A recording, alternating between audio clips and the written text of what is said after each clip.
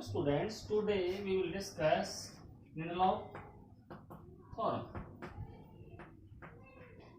Before that, we will consider some definitions which are useful for proving Lindelof theorem. First, we prove what is local base. Local base. So, we define what is local base, then define base, then define first countability,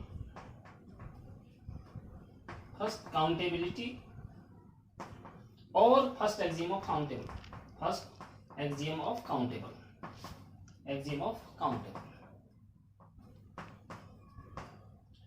and second countability,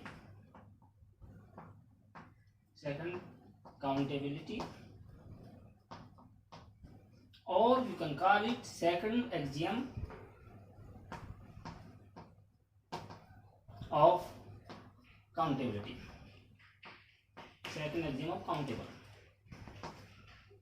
Then we define Lindelof space. Then defining all these terms, then we come to Lindelof theorem. Now first we come to local base.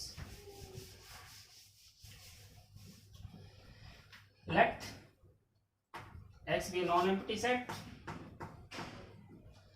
Xt be a topological space, X be a non-empty set, Xt be a topological space, A be element of X.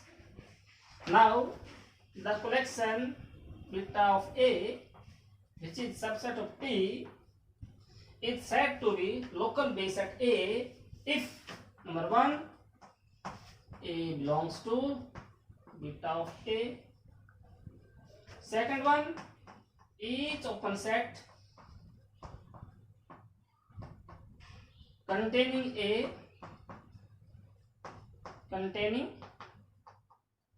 A must contain a member of beta of A. X non-empty set, Xt topological space, A be an element of X. Then the collection beta A of T is said to be local base at A if A belongs to beta of A. Each open set containing A must contain a member of beta of A. Now let us we'll explain by taking an example this definition. Suppose X be set A, B, C. T, you define a topology, phi, a discrete topology. In fact, X, A, B, C, A, B, B, C, A, C. Now, we want to find local base at A. B of A, we take a collection beta of A, which we denote by this. We take a collection this, we take a member, one member only. We take another collection, we point it to beta of A star. We take in it two members A, B. We take another beta of A double star, and we take in it only one member. Now we want to check whether this is local base at A, whether this is local base A. First condition is A belongs to beta of A. Here first condition is satisfied, A belongs to beta of A. Now second condition, each open set containing A must contain a member of beta of A. Now first we identify from here which are the open set which containing A. Now X is open set, also contain A. This is also open set containing A, and we write AB is also open set containing A, AB, and we also write AB and AC. This is the open set containing A, we have written here. This is the open set containing, we have written this. This is the open set, and this is the open set. Now, first condition is satisfied. First condition is here A belong to beta of A.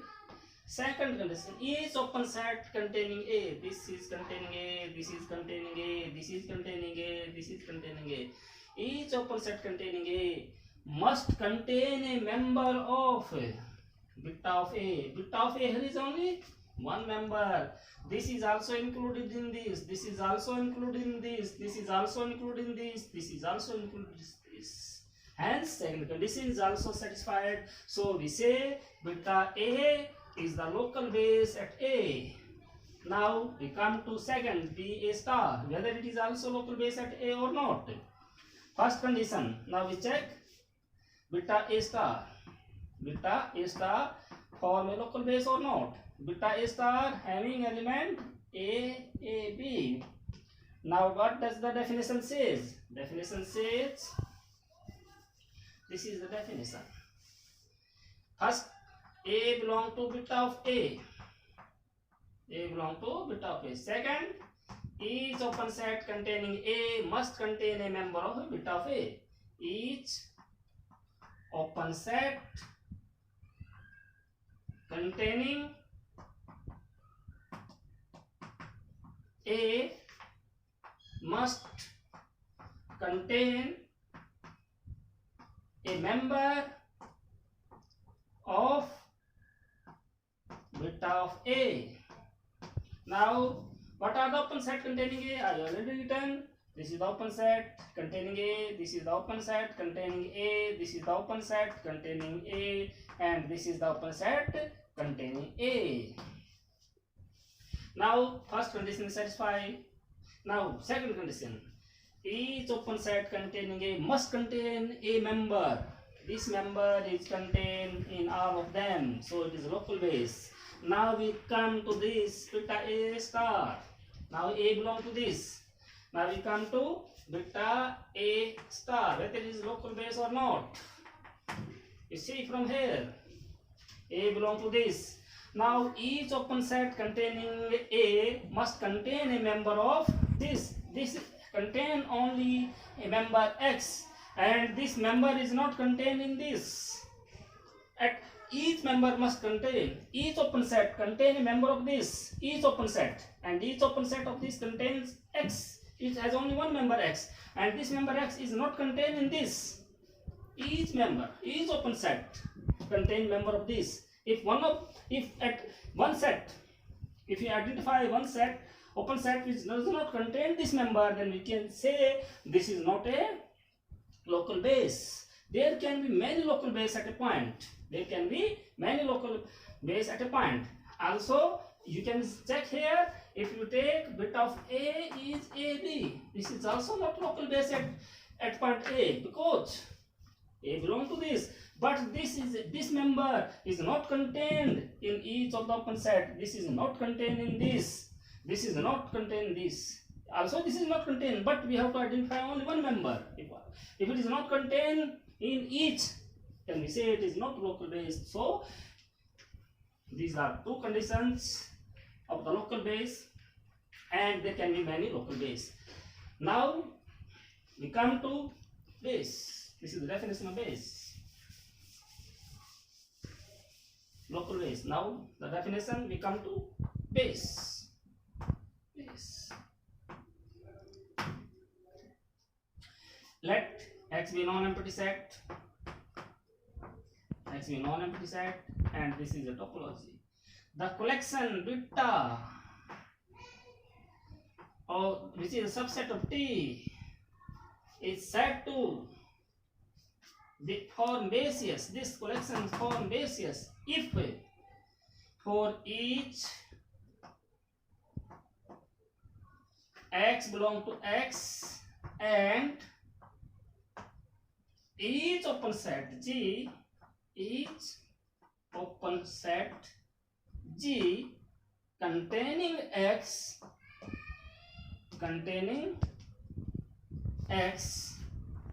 must each open set G containing X such that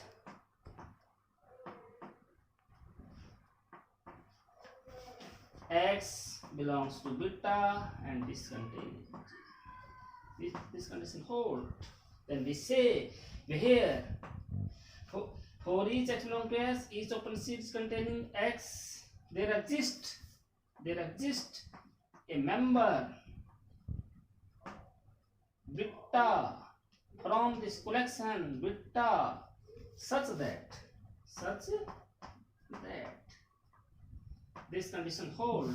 Then we say this collection form the basis. Now let us see again.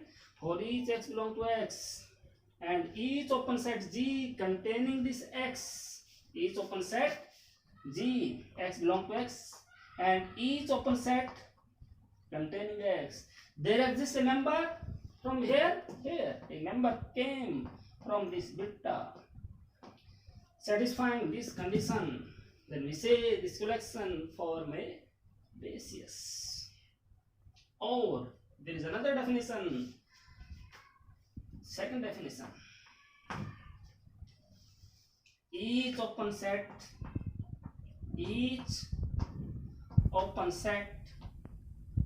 in G, if each open set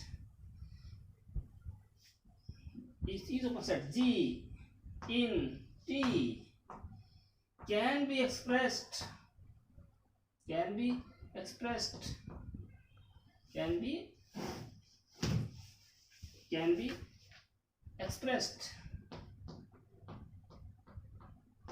as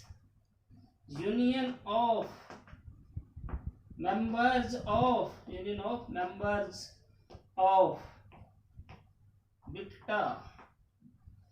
If each open set G can be expressed, each open set G in T can be expressed as union of member of beta, then we say this collection form basis. That is, G can be written as union beta belong to beta and this is beta.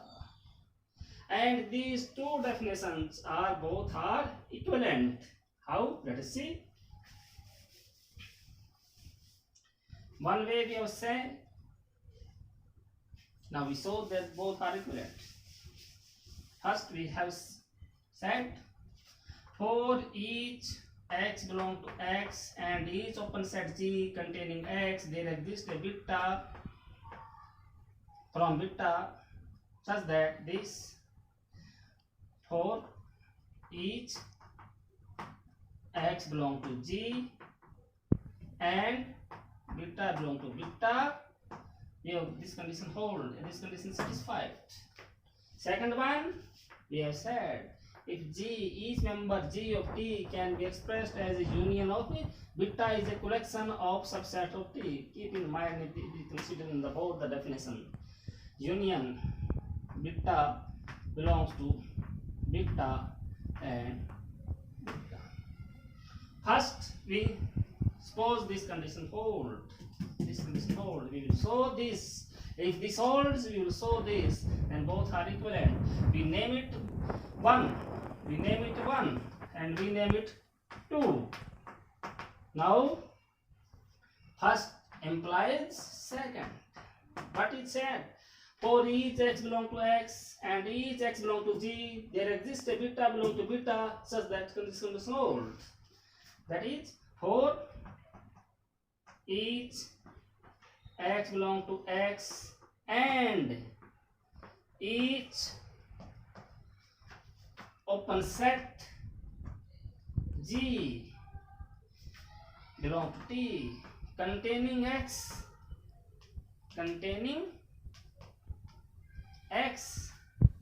such that there exists a beta belong to beta such that for each X belong to S, each open C containing X, there exists a beta belong to beta such that you can write here there exists a beta belong to beta such that X belongs to B.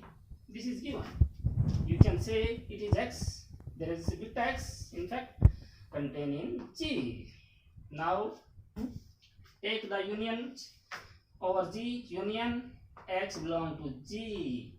X, this is contained in union X belong to G, beta of X, and this is contained in G. Now this becomes G is contained in union X belong to G, and this is beta X, and this is contained in G, and this implies beta union X belong to G, beta X is equal to G, and X is belong to beta, so this holds. Now we have shown here this one implies 2, that is so.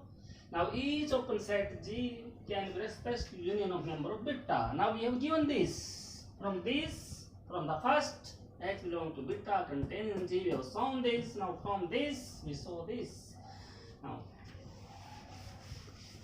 Now what we have given?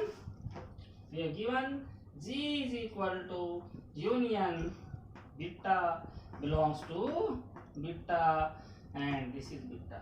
Now let X belong to G.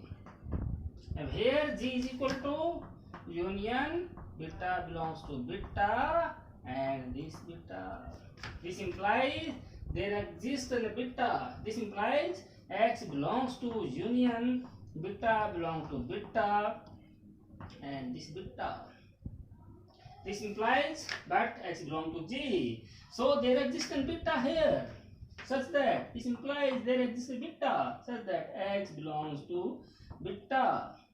You can say X contains G. This holds. There is some beta X containing X, and that containing G holds, and this condition satisfied. So both these conditions are satisfied. Hence, this is base. Now, simple example. Suppose X, we take A, B, C, T, phi, X, A, B, C, A, B, B, C, A, C. Now, the collection beta, we take the collection A, B, C. We take these members in the collection. We take these members in our collection. Then every open set of these can be expressed as a union of member of these. Then we say that this is base case of this. Take an open set. To take X, it can be written as union member of this. A is already this, B is already this, C is already this, AB union of this, BC union of this, AC union of this. If you want to take second condition, by second definition, let you take either A or B or C. You take let A belongs to X. Now, for each open set containing A, this, for each open set A belong to X, A belong to G, whatever may G, for each open set containing X, A belong, we take a point A belong to X, and open set are, how much open set here? Which are containing X, and which are containing A, it is A, it is AB, it is AC, it is G may be this. There exists a beta such that A belongs to beta containing G, here beta belongs to beta. Now here the member we have beta, here is A, there exists a beta, this is this, and containing this condition also holds. So it is form a basis. Now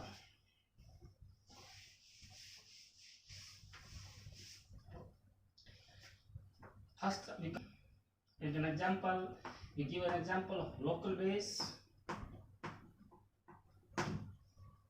and example of base. Then we have x is equal to r, a usual topology. We take a usual topology.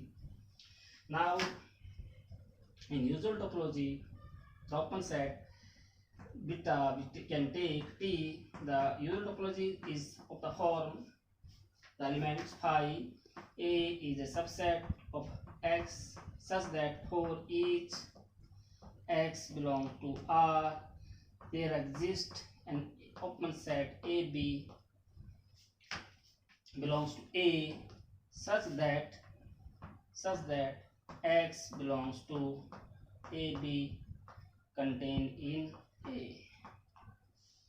Or you can also write as x minus epsilon. Open set are also form x plus epsilon, where epsilon greater than 0, x belongs to R. Or we can write also A and B belong to R and A less than B. This is the open set in the usual topology. We can write this way, we can write this way, we can write this way. This is a base for this. If you want to form local base here, in this, x minus epsilon, x plus epsilon is the local base for x. If you take x is equal to R and x belong to R, this is the local base.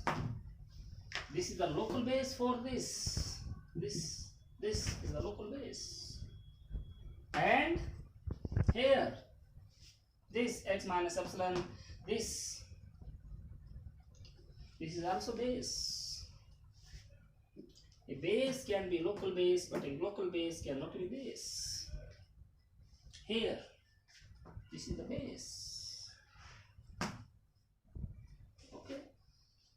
Now we come to example first countable and second countable. First countable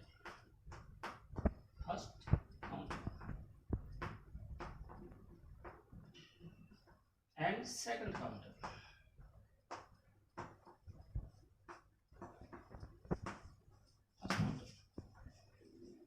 A topological space, first axiom of countability, or we call it first axiom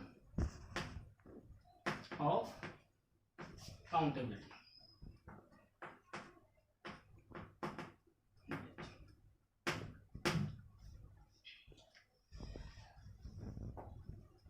A topological space is said to be first axiom of countability or first countable if it is a countable local base. Countable local base. It is a countable local base. Then we say it is first axiom of countability. Yeah, first countable. If it is a countable base, then we call it second countable or second axiom of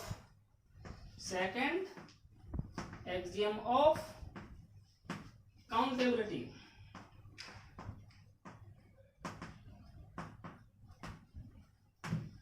Countable base. Now we take an example here. Suppose X is a non-empty set, and in fact it is infinite set. We can take X be an infinite set. X be an infinite set. And we define on it a discrete topology or indiscrete topology. T phi x. This is indiscrete topology. This one, or trivial topology. We call it trivial topology. Another defined with T phi power set of x, we can say discrete topology. discrete topology. Now from here what we see,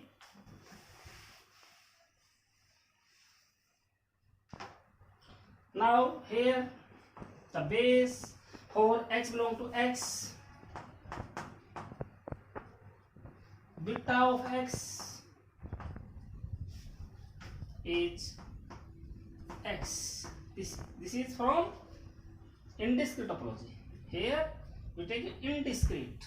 This is indiscrete topology. The local base at x is the whole set, a singleton. It is countable.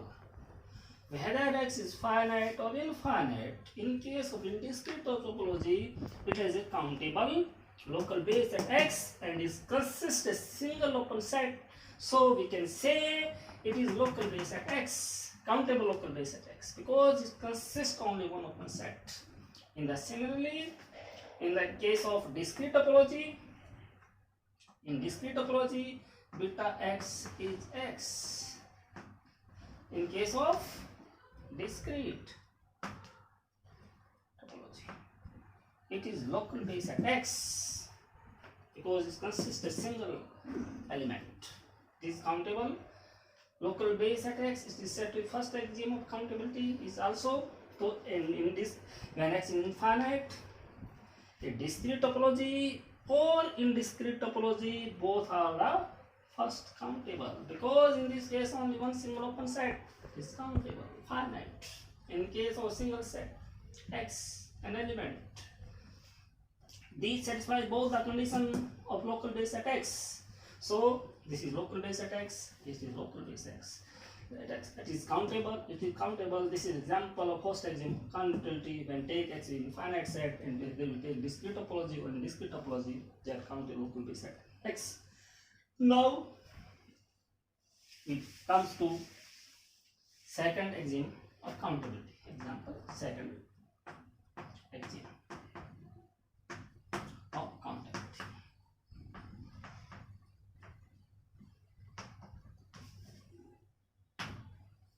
When we take x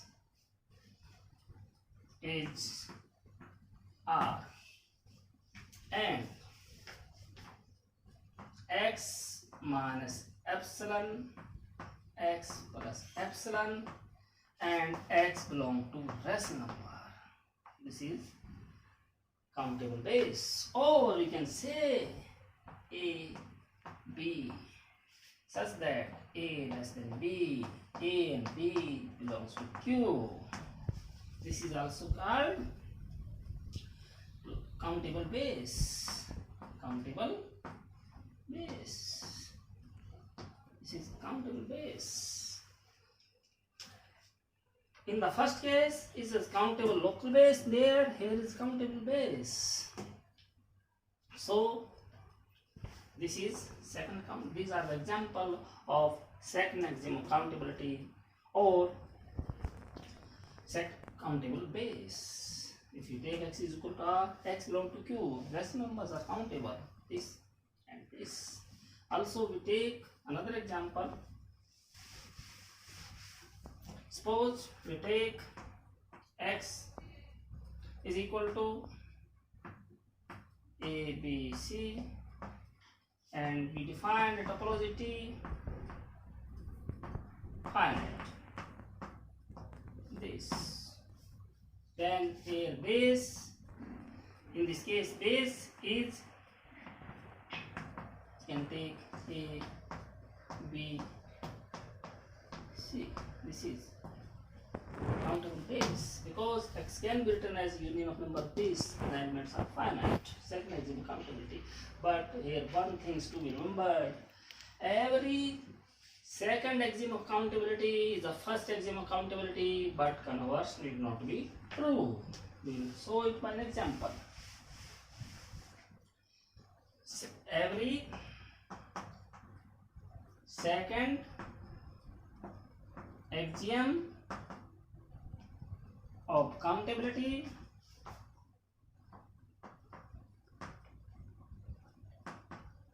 implies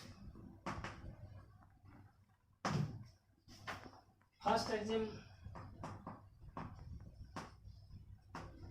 of countability, but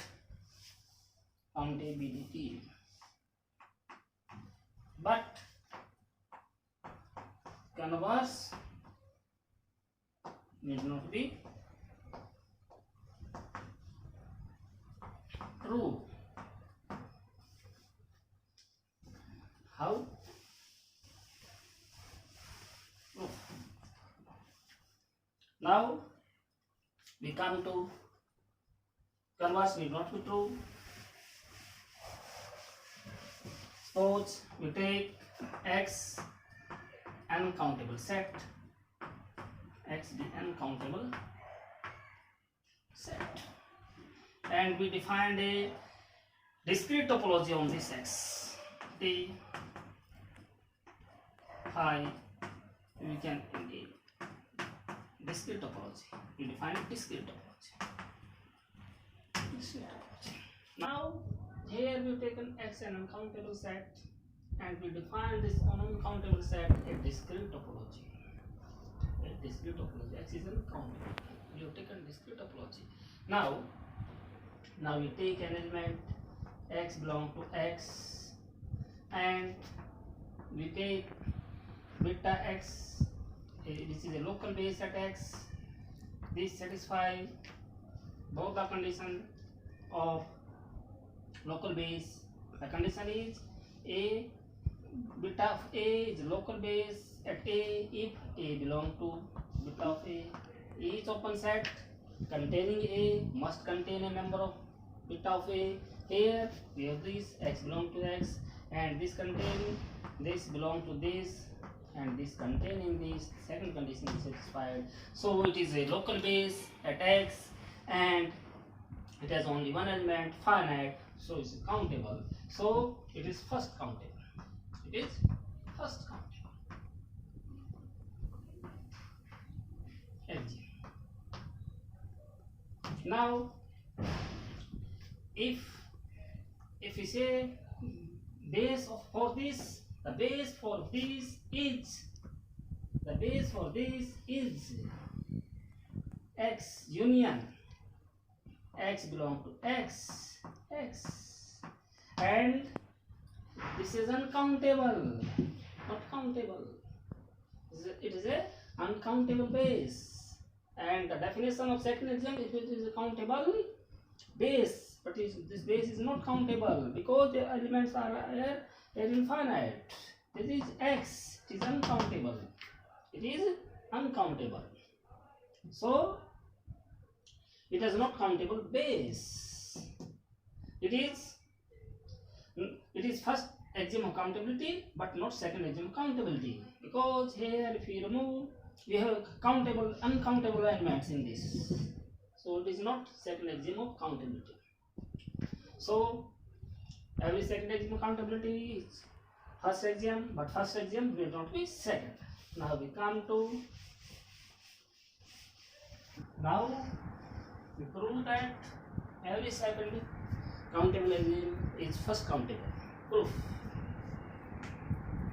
Let xt be second countable topological space. Second countable topological space. Let it is a second countable topological space, then it has a countable basis. Let beta be a countable basis for X. Let P belong to X, P be an element of X.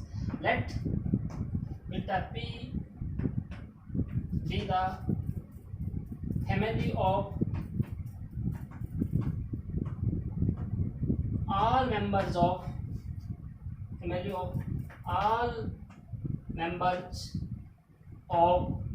beta that contains P.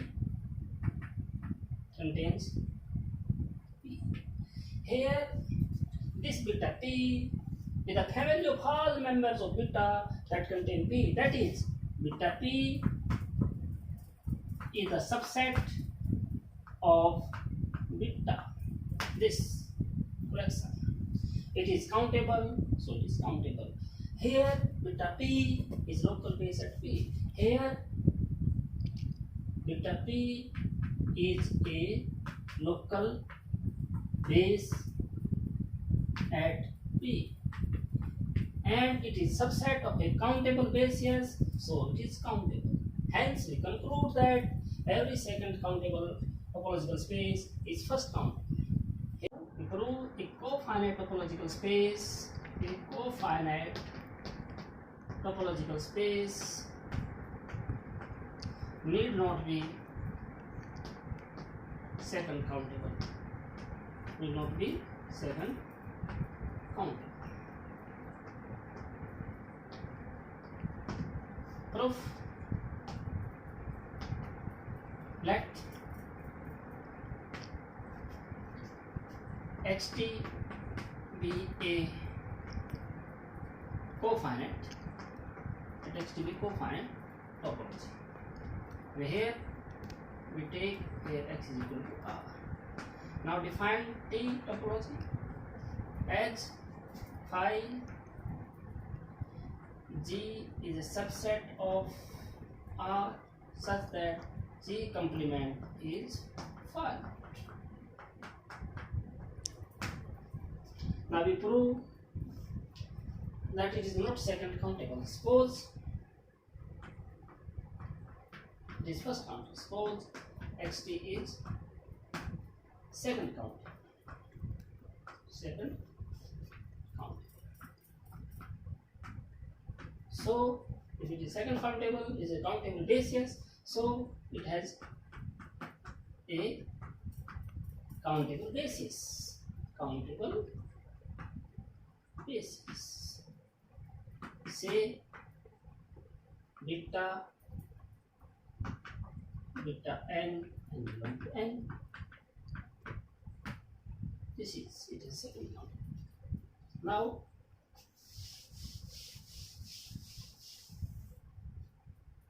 we prove it is not second countable. We assume that it is a countable basis, and we have let x belongs to R. Consider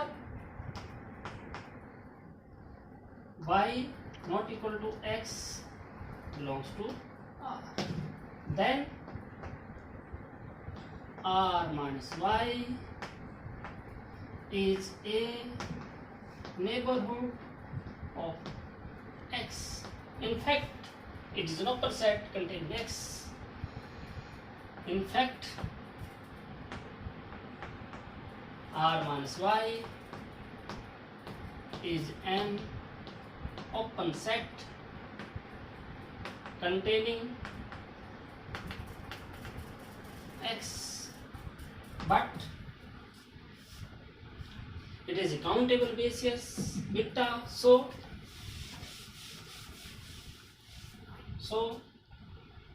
by definition of basis there exists a beta m such that x belongs to beta m and contained in R minus y. This implies y does not belongs to Bm, because by definition of basis there exists a beta m such that this belongs to this and this contains this, but ym does not belong to this. This implies y does not belongs to Bn for all n belongs to n, but intersection n belong to n, Bn is x. Now taking its complement, what we obtained, R minus x is equal to R minus intersection n belong to n, Bn, and this is comes out to be union and belong to n, R minus Tn, and this is R minus X. This is countable, this is uncountable, so it is not true. So our assumption that it is second countable is wrong, hence it is not second countable. Now we come to that a cofinite topological space, a cofinite topological space is not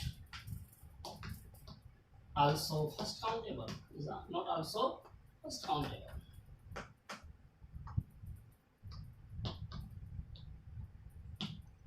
Proof: let X T be a first countable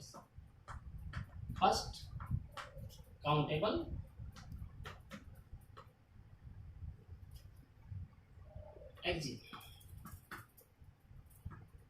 If it is a first countable LGM, it has a countable local base, so it has a countable local base at each point. So let 1 belongs to R. Now we take the point 1 belongs to R. Let beta n be a countable local base. Let beta, in fact you can say let beta n belong to n be a countable local base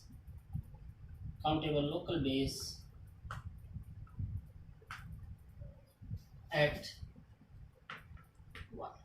We assume that this is countable local base at 1. Now consider the set A, which is union of beta 1 complement, beta 2 complement, and so on, is countable. Why it is countable? Because the topology is cofinite topology, and this is the local base, so their complements are finite. The complements are finite, so it is countable. Now R is uncountable.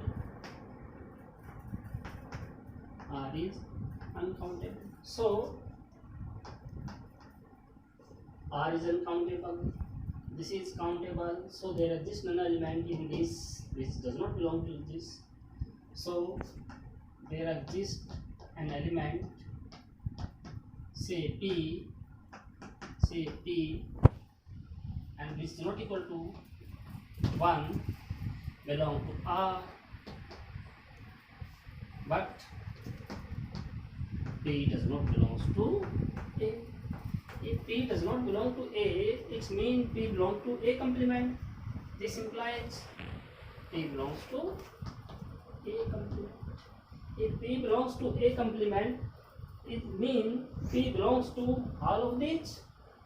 This implies, because in A we have here A is given as union B1 complement, B2 complement, and so on, and with A complement it comes out to intersection B1 and B2, so on. This implies P belongs to Bn for R and belong to N. But this P belongs to Bn for R and belong to N. But here PC is the neighborhood of of the point 1. Neighborhood of the point 1. So it is neighborhood point of 1. So there exists a beta m belong to n such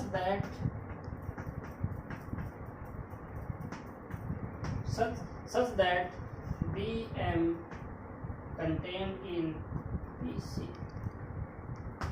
But this contradicts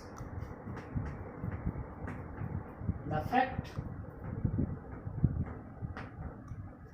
that P belongs to Bn for all n belong to n, a contradiction.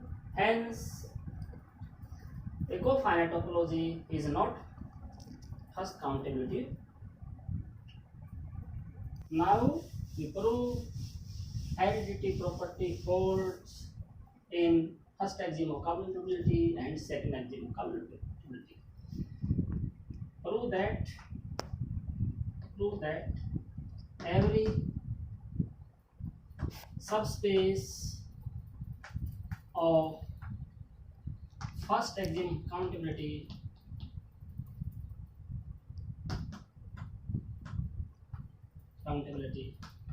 first axiom of countability is first axiom of countability. First axiom of countability.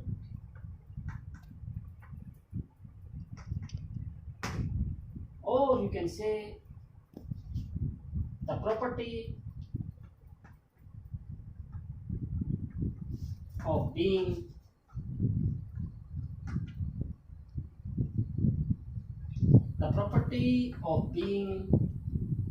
first axiom of countability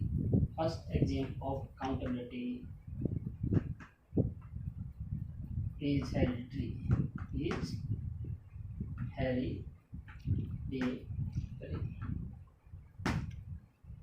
Also, every subspace of second axiom of countability is second axiom of countability, or the property of being second axiom of countability is hereditary. Now we give the proof of the first axiom property of being first axiom of countability is hereditary. Let proof. Let xt be first axiom of countability. Let T y be a subspace of xt. But here we want to prove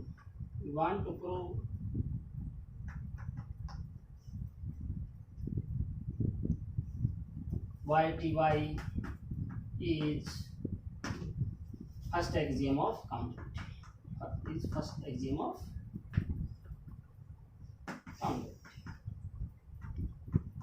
countability. Now let y belong to y. Yeah, we take a point. Let p belongs to y, and y is a subspace of x. This implies p belongs to x, but x is first axiom of countability. First axiom of countability. So it has countable local base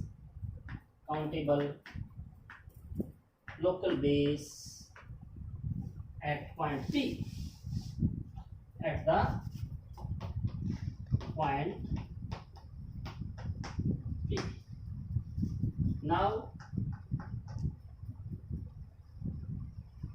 it has countable local base at the point P.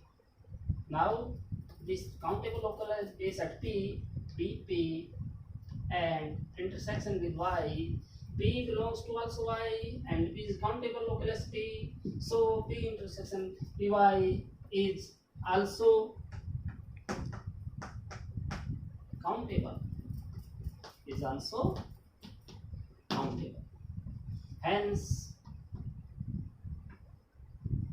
the subspace of first axiom countability is first axiom. Hence, subspace of first axiom countability is first axiom countability. Hence, hereditary property. Hence, hereditary property holds in first axiom of countability. First axiom of countability, because it is the countable local base at P in Y.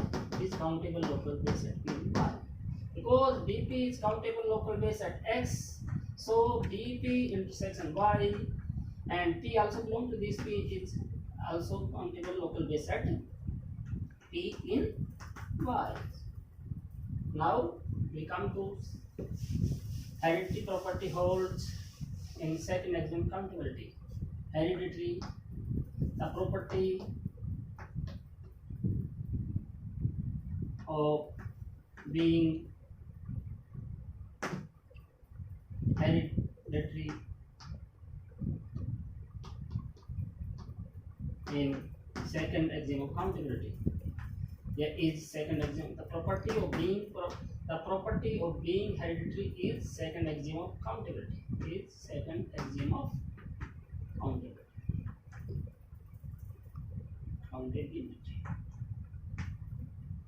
So let xt be a second axiom of countability.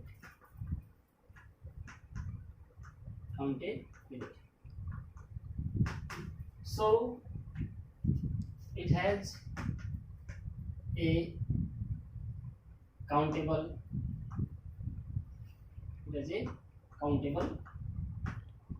basis, say with the n log n. Let xt be second countability. Let xt be second axiom countability. So it is found. Let yt be a subspace of xt. Yt be a subspace of xt. Now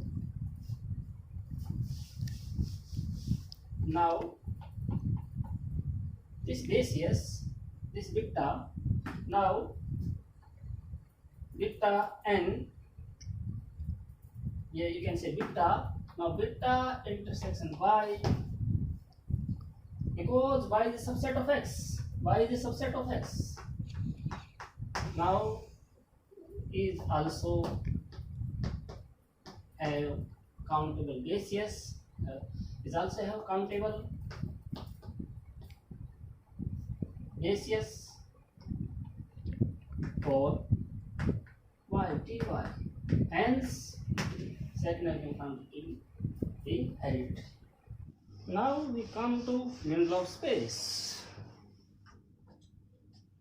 Lindelof space.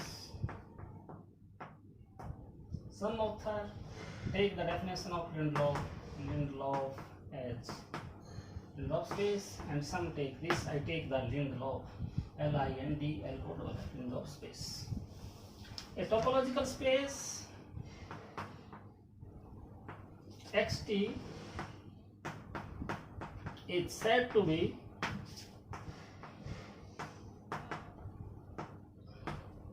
Lindelof space if every open cover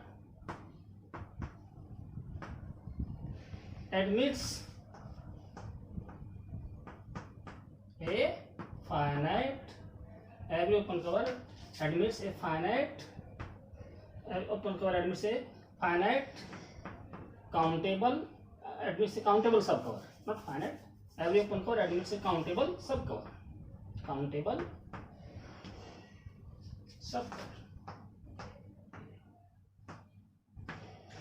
A topological space is said to be Lindelof space if every open cover admits a countable subcover. Every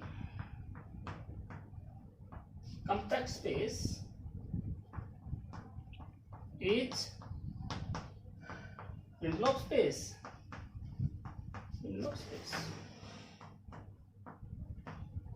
Why? What does the compact space says? Every compact space, every open cover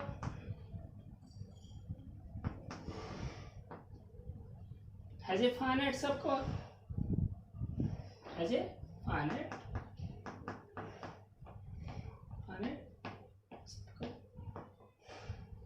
This is now finite subcover is always countable. So we can say every compact space is a Lindelof space, but converse need not be so. A Lindelof space need not be compact. Also we can prove it also as let X be a compact space.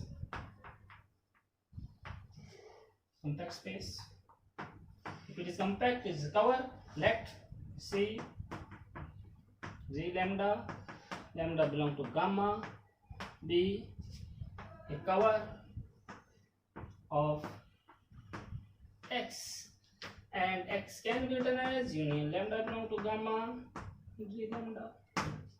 But X is compact. Since X is compact, therefore it has a finite subcover. It is a finite subcover. Say X can be written as union I1 to N G, and this is countable. So from here we conclude that every compact space is a Lindelof space, but converse need not be true. We will take an example. Let X be a countable set, and we defined a discrete topology xt be a discrete topology on X. Discrete topology on X. Now the definition is countable as Lindelof space. Every open cover admits a countable subcover.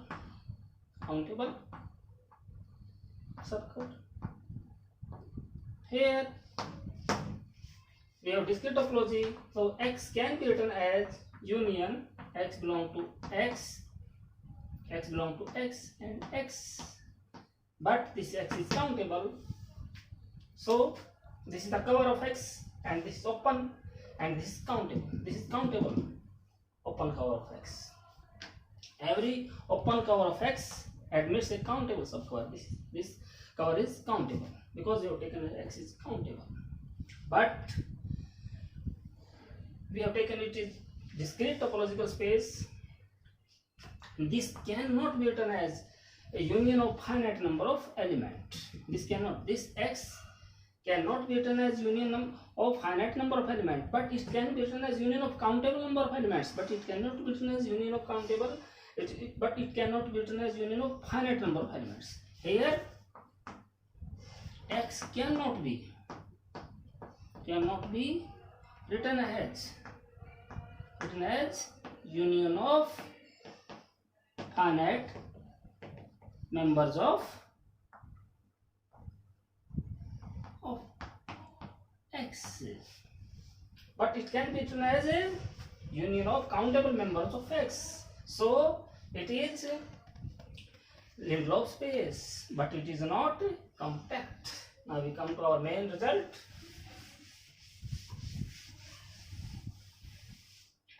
Every Lindelof theorem. Lindelof theorem. Every second countable space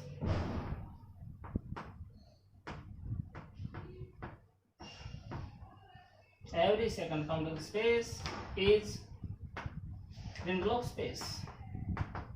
Lindelof space.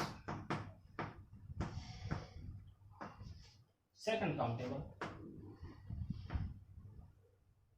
A topological space is said to be self-countable.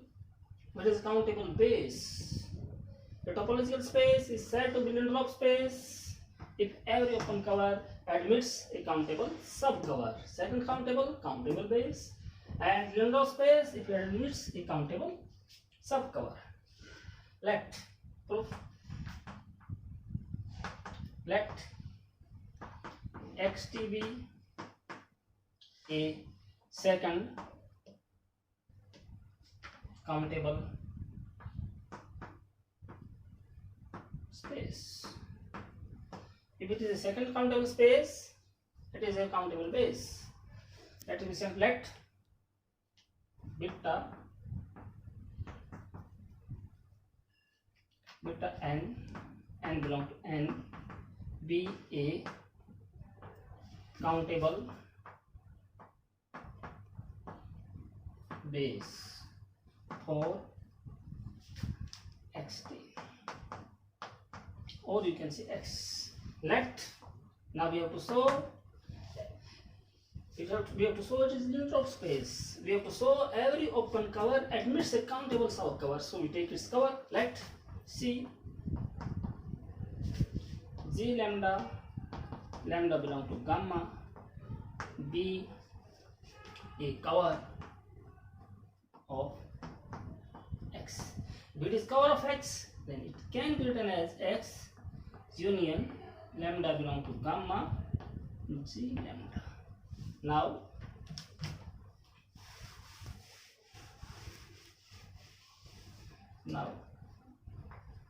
let x belong to x. We take an element x belong to x, then x can be written as union lambda belong to gamma G lambda.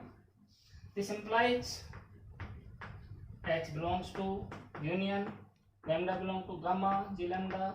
This implies there exists an element G lambda x containing x such that x belong to there exists an G lambda x which contain x, because x belong to union.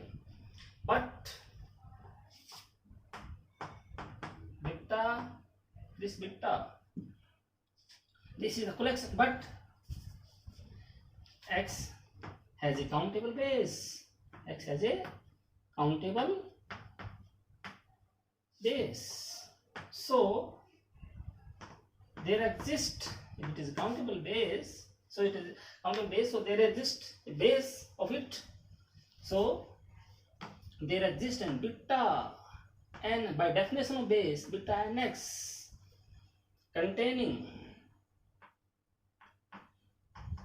x such that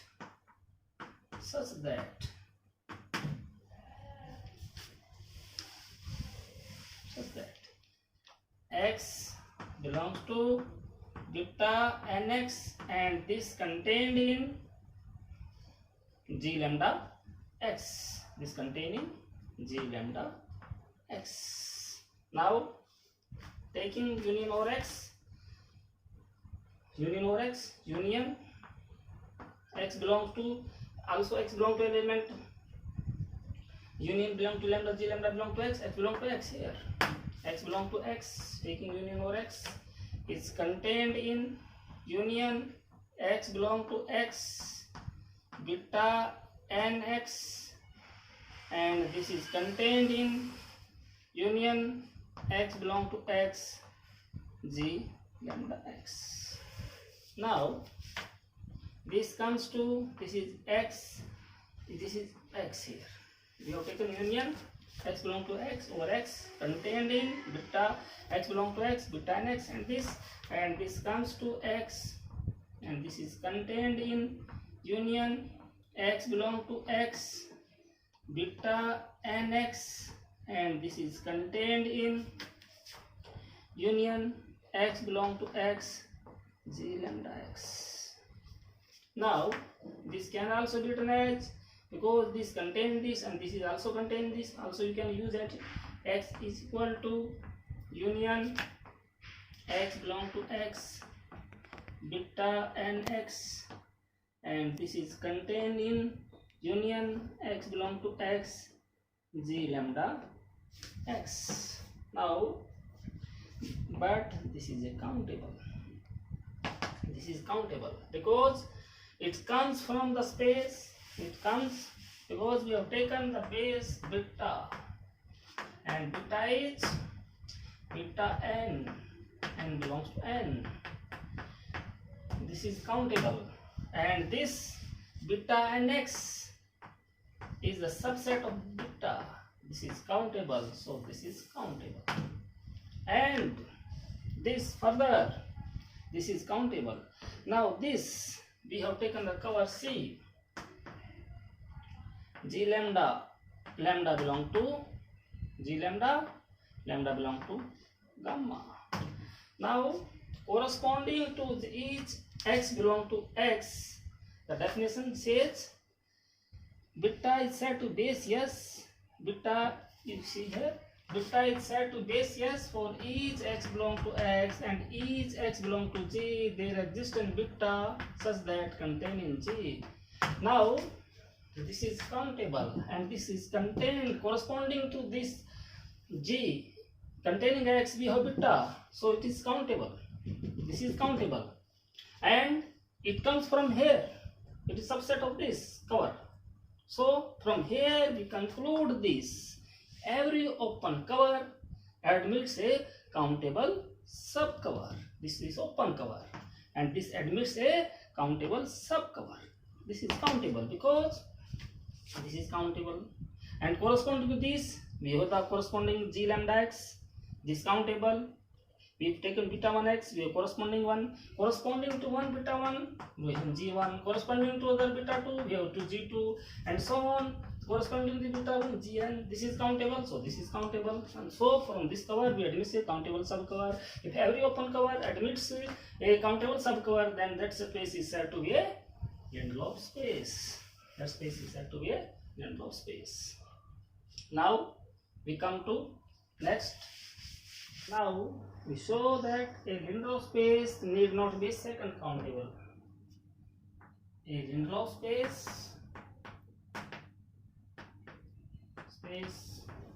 need not be second axiom of countability.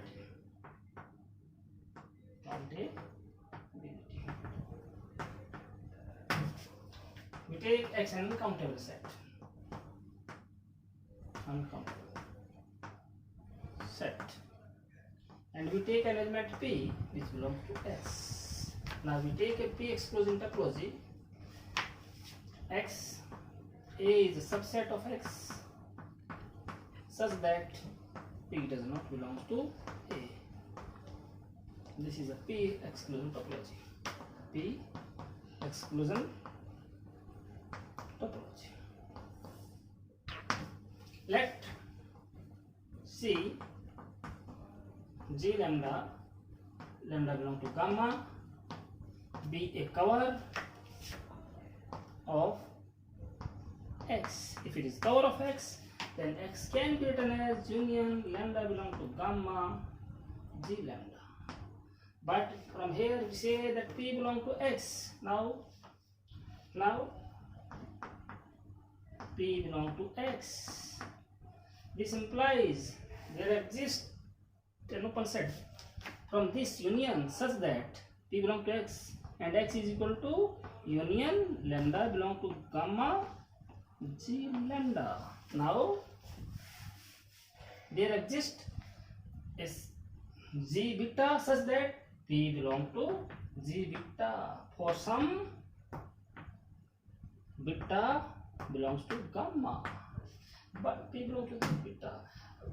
Here with the only open set are X which contain P, and this is the set this does not contain P. This is only set which contain P. Now here this GP can be X.